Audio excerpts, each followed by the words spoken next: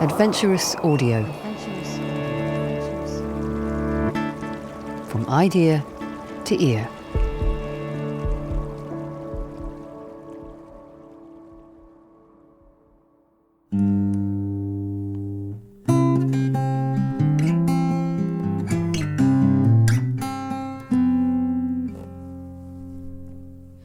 I hadn't spoken to him for a few days, and I felt that always felt uneasy. I tried again to call him. He was living on his own at this point. My parents had separated. And the phone was picked up, but by the police. And so the policeman at the other end told me that my dad had taken his own life. And yeah, in a way, it was something I'd been frightened of for a lot of my life, that would happen. But of course, when it actually happens, it's a completely different thing. Events in our childhood can often go on to define us in adulthood. They can shape our thoughts, our behaviours, and our actions. So when Maike Mullenders received that phone call, so much would change. But as we're about to hear, although it perhaps didn't come as a surprise, it has left a lifetime of unanswered questions. Because how we deal with those questions in our lives can shape so much of who we are. Now, just before we get underway, please remember, these conversations are often difficult and can be upsetting. They are raw and they are honest. So if you need support, please press pause and get some help. You'll find all the contact details for Mikeysline in the show notes to this podcast. I'm Dan Holland, and this is Speaking of Suicide. Maike, can you take us back a wee bit and tell us about your dad before he died? What sort of dad was he? So he was definitely complicated, but he was also incredibly supportive. And he, at the time, I wanted to be an actress, and he was completely behind that. He would very occasionally, he would take me to London and we would see productions together. He was always open for a conversation. He didn't work, so he was always there when I got home from school. And yeah, I mean, in many ways, when I was younger, I was an absolute daddy's girl. As I became a teenager, it got more complicated as I wanted to get my independence. But he was definitely a very present father. What are some of your memories of him being present in your younger years? Well, so he would always be the person that was there when I got home from school. He would be the person who cooked dinner. He would sit and talk to me about my homework. I mean, sometimes I felt it was a bit too involved, but yeah, he really was always there. When did his difficulties with his mental health start? I think he probably already had difficulties with his mental health when I was born, before I was born, but it wasn't something, gosh, I mean, you know, he was 68 when he passed away, and that's 30 years ago. So, you know, he was born in 1925, so at a time when nobody talked about mental health. So I think he really silently struggled with a lot of this. For me, I guess it became very clearly evident when I was 11, and he called me into the living room and he said he was going to take his own life. And from that point onwards, I didn't even know that was mental health. I just thought that was my dad, my family situation, that that it was this very unusual and strange thing. I was very much in isolation with it. But so yeah, I think he struggled with his mental health for a lot of his life. I can only imagine that must have come as a horrific shock to an 11-year-old girl, that her father would sit her down and tell her of his intention. Yeah, it was really surreal, certainly, but at the same time, I don't know if I was a really naive child or if I was just a child, but I just accepted everything as, okay, well, this is what's going to happen next. And so the plan was that my mum and me would go and stay with a family friend while he did this. I mean, I remember feeling really outside of my own body, and just not. It was just it was all so big that I couldn't connect with it. And I think from a very early age, I became very adept at disassociating. So I almost didn't feel it, and I very much had these two worlds. I had home and I had school, and school was really my refuge. I absolutely loved school. But again, you know, I didn't talk about any of this stuff that was going on at home. And actually at home it wasn't really talked about. I do remember after that first attempt, I do remember saying to him, please don't ever do this again, and him promising that he wouldn't. But his reasoning for doing it that first time was that he was really sad and that life was just too much for him. And I think I felt that. I felt the weight of his unhappiness a lot. And I think in the same way that he was always present for me when I got home, he must have been really lonely. I mean, he had no work colleagues. We had no, because we moved to England from the Netherlands when I was 4, we had no family here. I think he must have been incredibly lonely. How did your mother cope with all of this, and bringing you up as a daughter as well at the time? I think she also really disassociated, and I think so she was studying at the time and working, and I think she, in the same way that I escaped into school, she escaped into her studies, into work. I mean, their relationship was incredibly complex, and I wouldn't want to say anything about that. It's too complicated.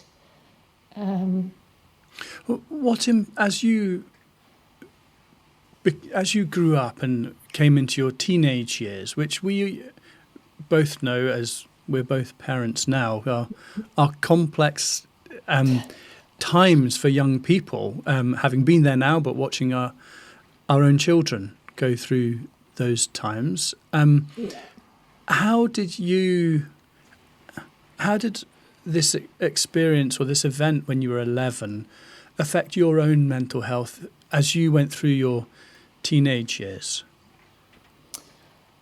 I think that I just felt very isolated, and I felt that there was no one I could talk to about all this stuff that was going on. I did then, when I was a teenager myself, I must have been 16, I was having problems with my boyfriend, and I felt very vulnerable. And at that point, I did make an attempt on my own life as well, which it was, in a way, I would just say it was complete copycat behaviour. I didn't even really think it out, or it was just, well, I'll just do that because I feel overwhelmed. I feel like I can't hold it. And when I think about that now, I just think, wow, how lucky am I that didn't work. You know, I have a good life and I have a wonderful family, and I would have missed all that from this moment of I can't hold this. So yeah.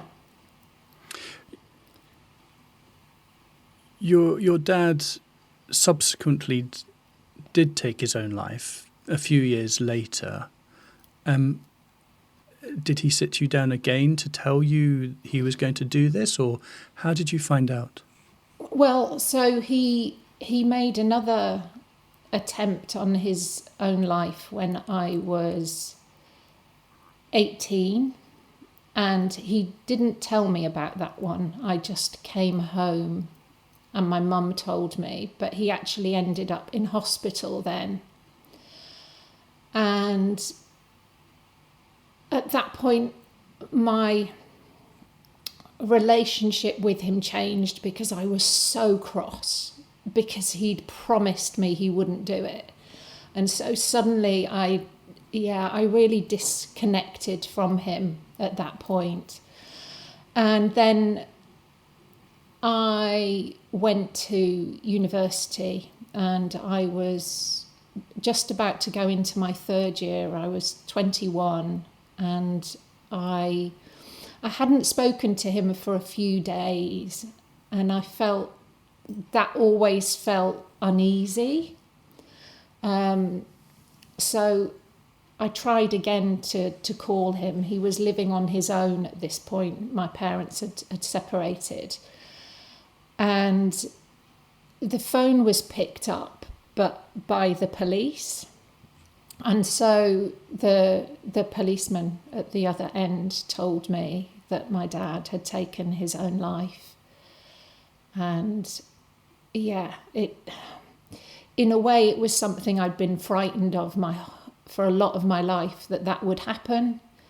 But of course, when it actually happens, it's a completely different thing.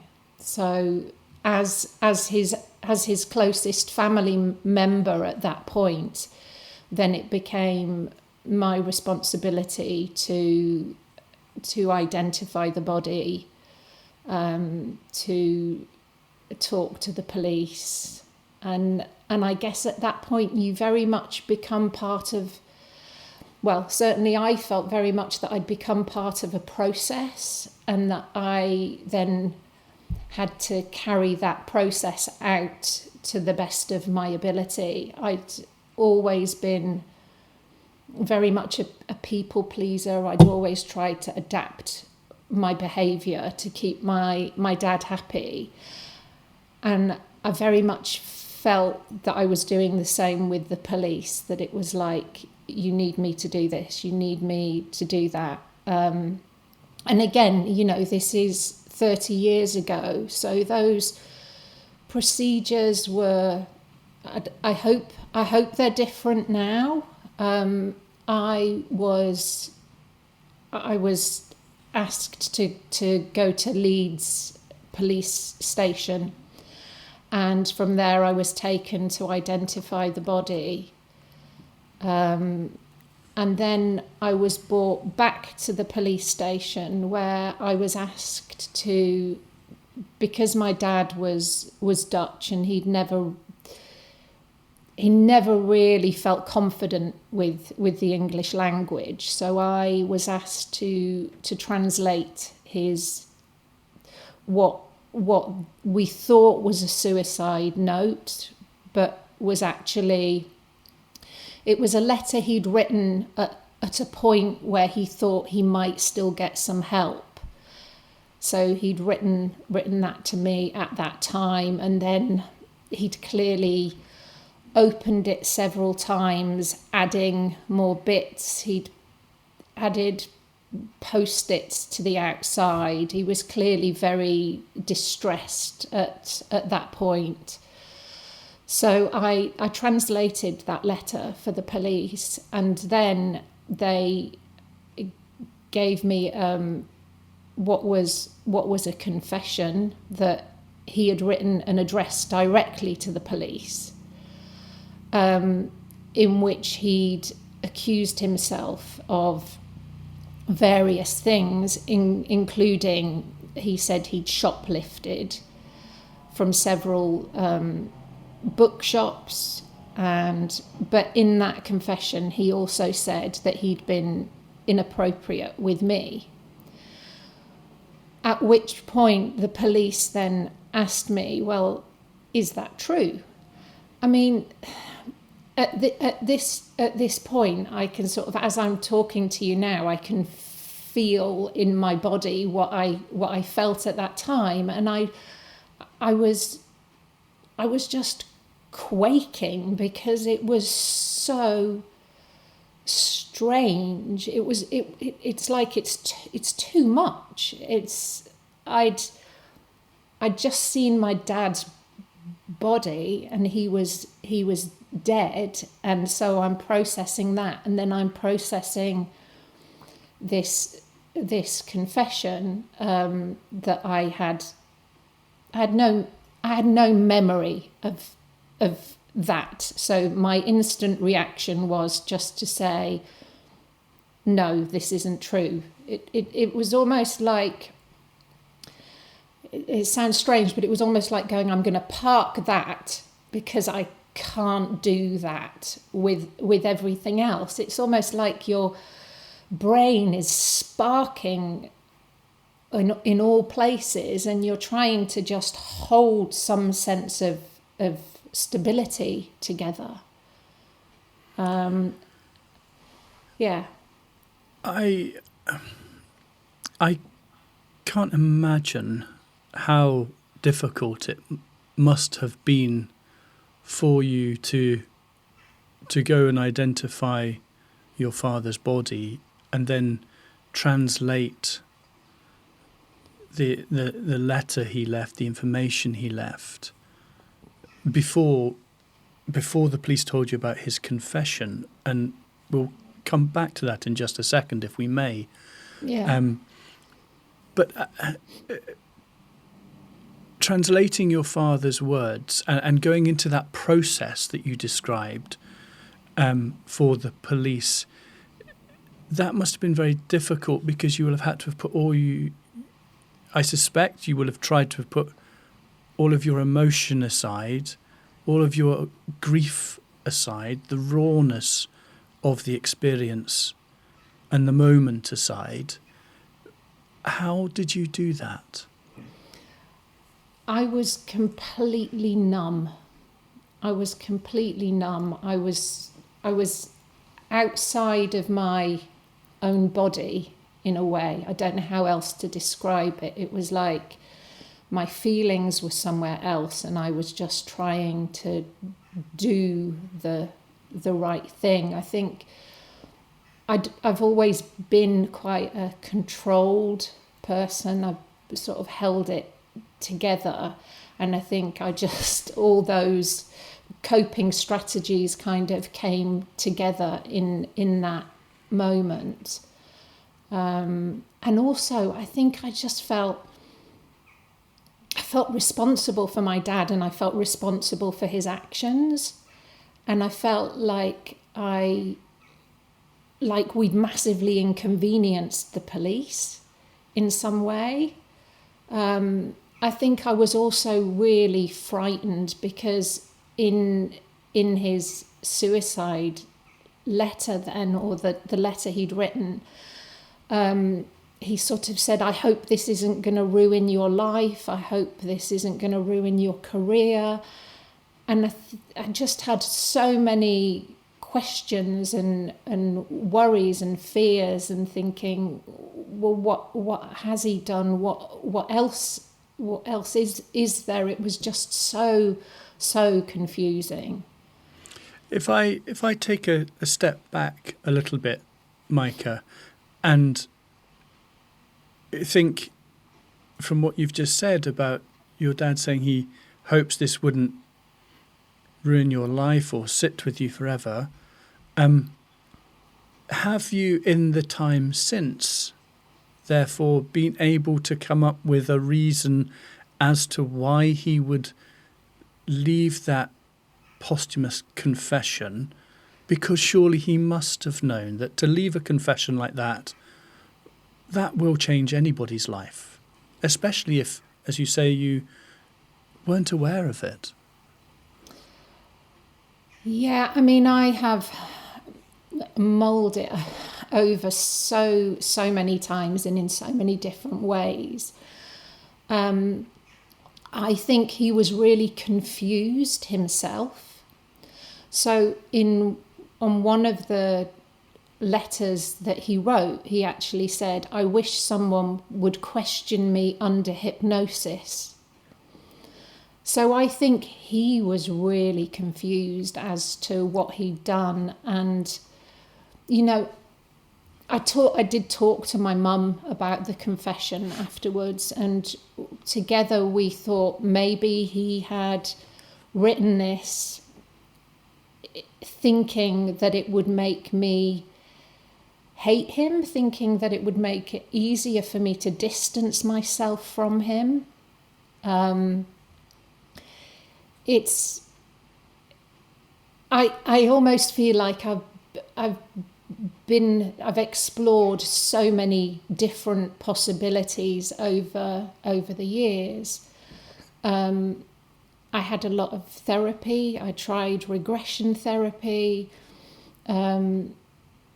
At a certain point, it was all I could think about. Was this true? You know, for all his complications, I really loved him. I also felt massive guilt that I had, after his second attempt, that I'd really distanced myself from him. So, yeah, it's interesting because at times it took over all my thinking. And then when I had my own children, my life changed, and I didn't have that energy or that space to think about it. And in a way, maybe that was really healthy. It sort of distanced me from it. In therapy, I worked with two different therapists, one who thought potentially that it might have happened, one who didn't feel comfortable going down that route without any evidence. But at the same time, you know, even today, I sort of go, why would he write that if it wasn't true? It's such an extreme thing to write. So I've sort of oscillated between those two positions, and I guess at a certain point I started practicing yoga, and I started to meditate, or my version of meditation, and I was just sitting really calmly with my thoughts, and suddenly it just came to me that I would never know the truth, because how was it suddenly going to come back to me? You know, would it come back to me as a flashback? Would it come back?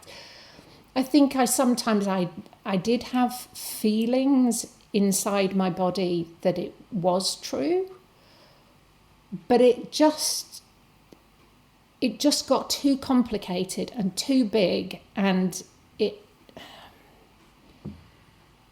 I just got to that point in that meditation where I just felt you'll never know the truth. So you can keep searching, you can keep grasping, you can keep looking, you can keep disrupting your life, yourself, your calm. And it was like this. It was almost, yeah, I don't know how to describe it other than a real aha moment where I just went, okay, and now it stops. How did that change how you... We'll come on and look at how that changed you in a moment. But how did that change perhaps your thoughts and your feelings and towards your dad and your grieving process? Because grieving is a constantly evolving thing that goes on for years and decades. How did it change that part of your life? So I think I'd sort of parked, because the question of whether it was true or not had taken over. I'd sort of almost not grieved, and because the feelings were so confused and so strong and so conflicted, I'd almost not let myself feel the things that were really good and that I missed. And so by allowing myself to just accept that there wasn't an answer and that I wouldn't ever know, I was able to... And actually, this is something that's quite recent. But I started to recall the things that were positive. So, really, really silly one. But my dad taught me how to read tube maps in London, and every time I look at a tube map now, I think of him. My dad, when he was in a good space, loved listening to Ella Fitzgerald and a few Dutch singers as well. And so they were witty songs, they were funny songs, and we would sing those lyrics together. And I think every memory is sort of, there's two sides to it. And every memory can go to a dark space or it can go to a lighter space. And I allow myself to go with wherever that feels okay in a given moment. So sometimes I can feel quite sad,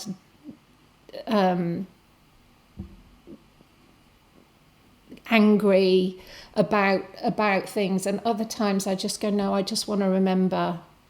I want to remember the dad that was lighter and that was present, and that, you know, whatever happened, it sounds really strange, but whatever happened, I know that he did his best. However, I know that might sound quite warped to people, bearing in mind everything that's in there, but he was a very sad person and had his own challenges as well. At the same time, I'm absolutely, you know, how dare he leave that confession? You know, it's really that counterposition, and I've just had to let that live and be part of my grieving. It's a little over 30 years since your dad died, and it sounds like to me from our conversation the acceptance. And acceptance is a word that I think sits quite big with you, and we'll talk about that in a second as well. But how long did it take you in that 30-year period to reach the place where you are today, where you can accept not knowing definitively the answer to that question, and you can sit with those thoughts and push thoughts away or accept them as they come, because that sounds like an enormously different place to be in. It must have taken many, many years. Yeah, I think it probably was at the point where I had that meditation, which is probably only about 5 years ago, that I was able to find that.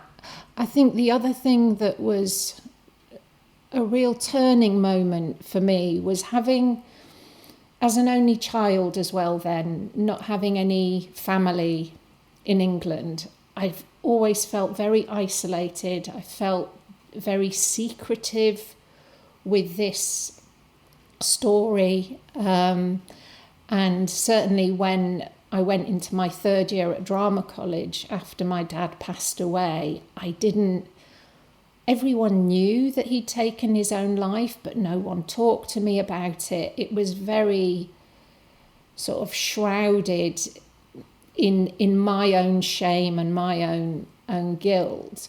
And I think, so 2 years ago, I wrote a book about my experience, and I think that for me was so healing.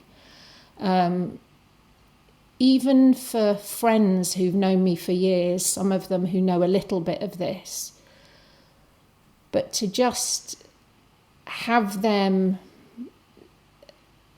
know my story and still be my friend and still just to feel seen. I think as a child, I just wasn't seen in all this, and I just ploughed on. And so in many ways, I feel like I can be myself more. I can be my whole self rather than a fragmented part. The book is called The Confession, A Journey to Acceptance. And I wonder, as you created that whole part of yourself, and through your meditation and the thoughts that will have come and gone, what have you learnt about yourself through all of this, Maike? I've learnt that I'm okay, and that I deserve to take up space in the world, for want of a better word. And that's, that's how I, as a yoga teacher now, that's how I teach yoga as well. Just physically take that space. I've learnt that I'm okay, and that is, it sounds really trite, but actually that's a huge thing. That was going to be my question. Once you found that place of acceptance and that realised that you should be here, how did that change your outlook on life? Did it feel a bit like you'd removed a shroud, or empowering? I don't know, and I don't want to put words into your mouth at all. Yeah. It just felt good to feel okay, to feel like my whole self.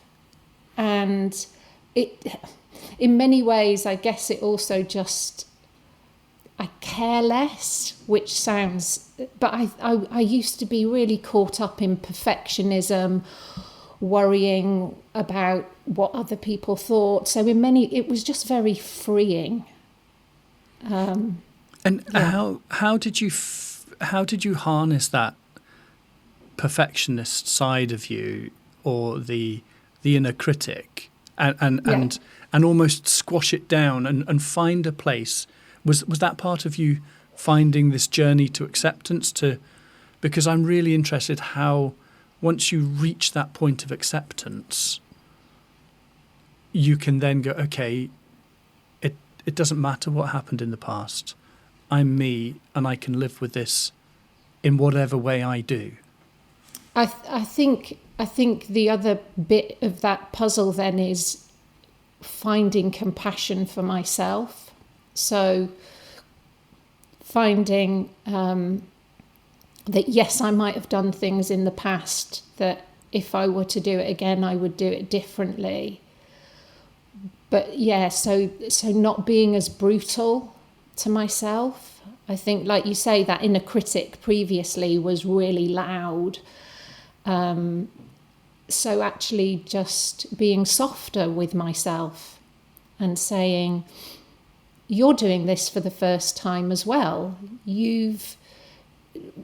The past was really complex, and you've tried to do that as best you can. And yes, in hindsight, you might have done it differently, but you can only, you can't keep rewinding into the past. You can only stay in the present. And I think that's also the danger, that you're constantly fast forwarding into the future going, it'll be great once this has happened, once that has. No, just pull yourself back to the present moment. And also I think what I've learned is that, yes, sometimes emotions can be huge and massive. So my oldest two children are about to go to university in September, and I've got massive conflicting feelings about that, because of course I want them to go, but I'm going to miss them so much. I can feel that, and I know it.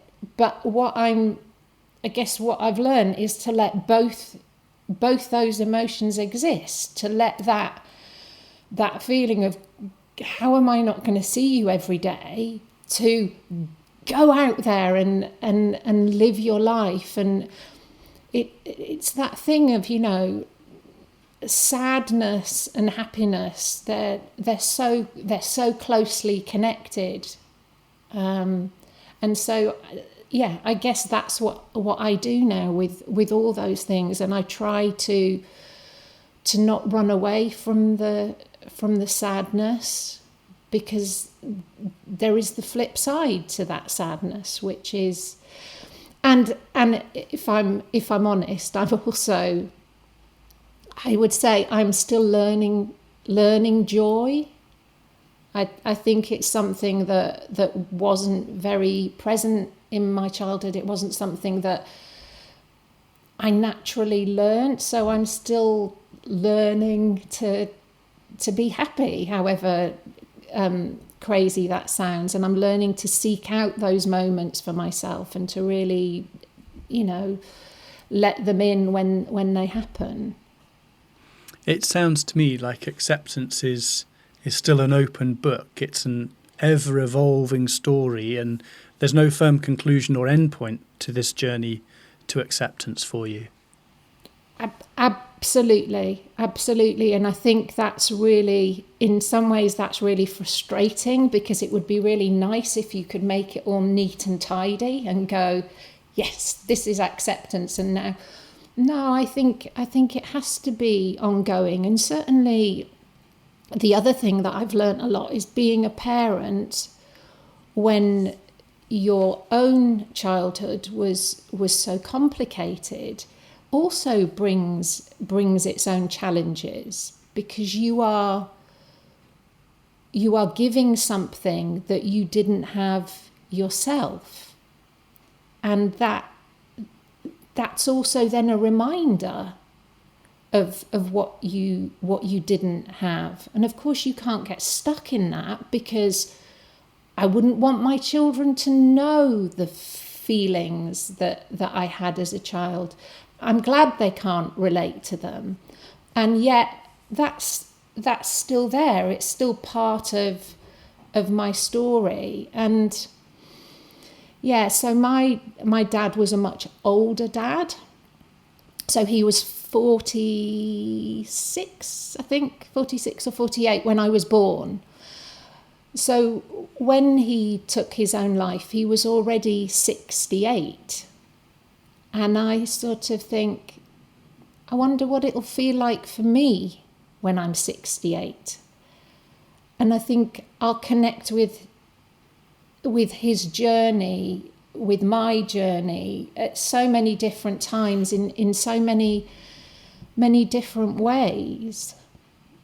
And, you know, I'd love it if I could have a conversation with him about all of this, not even necessarily about is the confession true or not, but just, you know, we used to talk about everything, and I'd love to know what he thinks of what I've made of it, you know.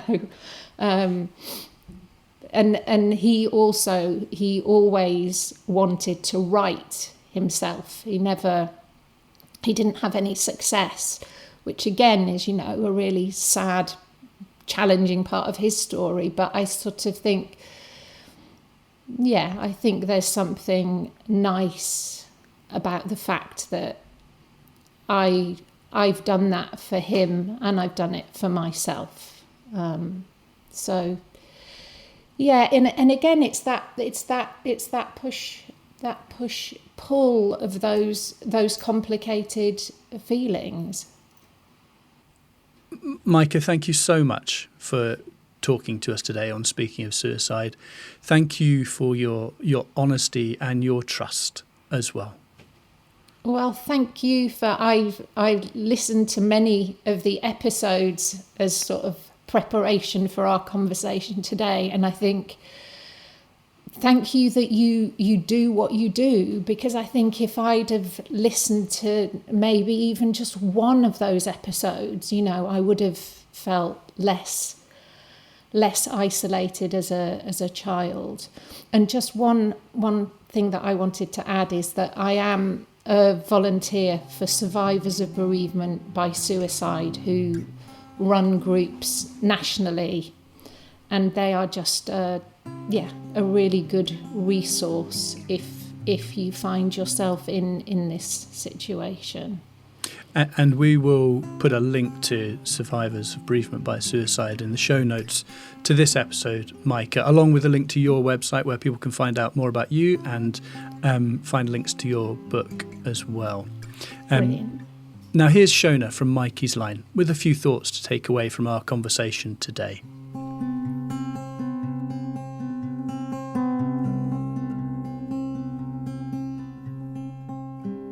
There's so much there in Maike's story, and just two aspects that struck me. One is just, I'm really appreciating her sort of talking explicitly about disassociation, something I think that we don't necessarily talk that much about.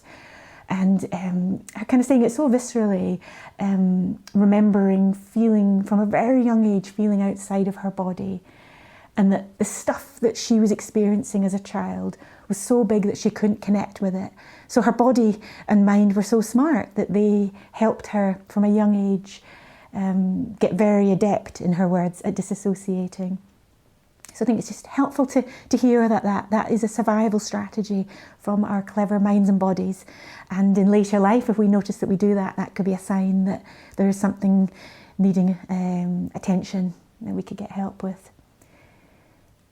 And then the second thing that struck me is this impossible question that Maike found herself grappling with, whether her dad did or didn't abuse her. And I hope it's okay that I'm saying that so explicitly, but I think sometimes it's good just to be really clear in our language what we're talking about. And how that kept her stuck. Neither part that was struggling with the one side of the question or the other, if he did or if he didn't, were wrong, but how that she felt stuck and unable to move on from her grief through being stuck in that question.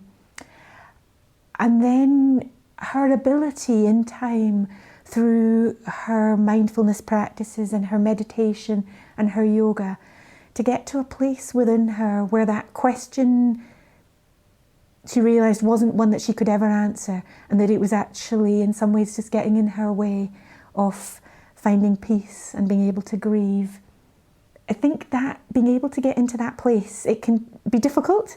And when we're not in that place, we might think, well, how do we do that? And there's a beautiful, for me, poetry is a place that I sometimes get into that place. And there's a very wise poet philosopher who has a quote that I think describes what Maike was able to do. So I just thought I would read that quote, and it may or may not land for you as you listen. It's from John O'Donoghue, and he says, "Your identity is not equivalent to your biography. There is a place in you where you have never been wounded. There is a seamlessness in you. There is a confidence. There is a tranquility." And I can really hear that in Maike's story. Her identity is not equivalent to her biography or her dad's biography. Her identity is greater than the things that happened to him and happened to her. And through her being able to access her wisdom, through her mindfulness practices, her yoga, becoming a yoga teacher, her writing her story, she's able, the opposite of disassociation, she's teaching other people how to be in their bodies and how for her to be in her own. So I think what a story of great hope, and that we all have this within us, this ability to get wisdom, and in whatever way makes sense for us. So yeah, thank you very much to Maike for sharing with such courage, and I hope you can take something from that. A huge thanks to Shona and all the team at Mikeysline for the work they do. And don't forget, if you need someone to talk to or some help, then you can text Mikeysline on 07786 207755. That's 07786 207755. Or you can contact them via Messenger, webchat and WhatsApp. And the number for WhatsApp is 01463 729 000. You can go and visit them at the Hive, 4 Strothers Lane, Inverness. They're open 7 days a week from 6 p.m. to 10 p.m. And all those details and links are in the show notes as well. Speaking of Suicide is funded by Mikeysline, and the platform is sponsored by Highland-based firm D&D Paving Limited. If you'd like to sponsor an episode, do get in touch. We'd love to hear from you. Speaking of Suicide is produced by Adventurous Audio.